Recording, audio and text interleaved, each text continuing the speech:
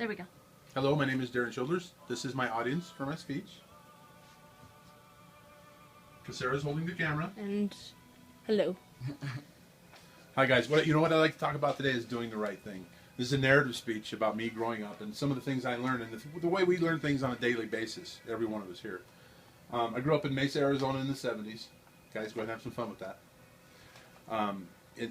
The area I grew up in, my brother was, my older brother, he was almost legendary in status for the fact that he had this innate ability to seemingly always do the right thing. He was famous around the neighborhood for going after bullies who were picking on younger kids or people that couldn't defend themselves. I grew up watching this, and I learned a lot of experiences from my brother growing up. I have very vivid memories of most of them. And the ones that always stick out in my head are him going above and beyond to take care of other people. I remember one day I was riding my bicycle around the neighborhood and around the elementary school of my house, and as riding around, I noticed a guy picking on some kids about my age, 2 or 3 kids my age. And, you know, I shouldn't have gotten myself into this situation, but I did only because of watching my brother and knowing, you know, those kids, if somebody didn't come help them out, and obviously there was nobody else around, there was going to be some big trouble. So I ride up on my bike and I confront the bully and ask him what's going on, why is he picking on these kids? And because of my lack of experience in these kind of issues, all it did was heighten the anger of the bully. 2 good things that came out of it. The kids got to leave. They got out of there because he directed all his intentions toward me. And I was also on my bike, so I felt I was pretty safe because I was pretty good on my bike. Mm-hmm. Once the kids left, I was happy about that. And he definitely came after me. He got on his bike and he started chasing me. So we went about a mile and a half till we got to my house. I pulled up. He's about 50 yards behind me. And he immediately stopped, which I found very puzzling. And he hollers out and he goes, "Do you live there?" And I said, "Yeah, I live here." And he's like, "Well," he goes, "you're real lucky." I'm like, "Why is that?" "Well, because that's where Dale lives, and I'm not messing with his little brother."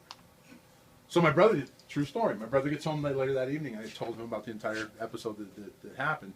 And he told me, he goes, "You know what, little brother?" He goes, "You did the right thing." He goes, "But if I ever catch you taking advantage of this and messing with the bully, I'm going to give you the beating that he couldn't give you."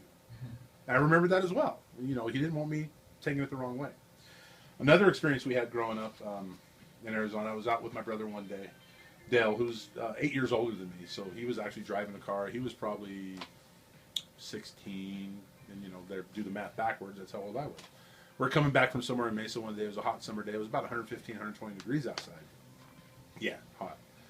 We're coming back. We're about halfway home, and he stops at Circle K, and he says, you know, "Hey, you want something to drink?" I said, "I'd love something to drink. You know, it's hot as heck. You know, nobody has air conditioning in their cars in Arizona, not in the 70s. All right? Y'all are spoiled today." Okay? So he stops in, he goes in, we walk into Circle K, he grabs us a couple bottles of Gatorade, right? Nice ice cold Gatorade. We walk out of the store, and my brother notices an elderly couple sitting down over by the side of the store. They're really emaciated. You can tell they haven't had anything to drink. They're just in poor shape. My brother says, "Sorry, brother," takes my Gatorade, takes his, and gives it to the older people. Right? We went home and didn't think anything of it. Just something else that was ingrained upon my mind. We all have choices that we make every day, how we lead, how we watch other people. We can learn the good and the bad. We can learn the good and the bad from people. We can also show people the good and the bad. We need to take it upon ourselves to do the right thing, to show people how to do the right thing. I know for a fact that a week ago, Sarah saw a homeless lady or man, I can't remember which one it was, and she didn't have any money. She didn't have anything else, but she had her lunch. She gave him her lunch. Okay? Tyler, him and his roommates take care of each other very well. All right, Tyler's car breaks down, somebody gets him to work. I'm sure it's the same thing with your roommates. If something goes wrong with them, you got their back.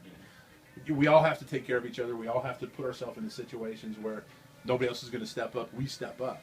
We need to learn that. We need to teach that to each other, and we need to learn it from other people when they're doing it. And that concludes my speech for the day. Thanks, guys. I liked it. Yay.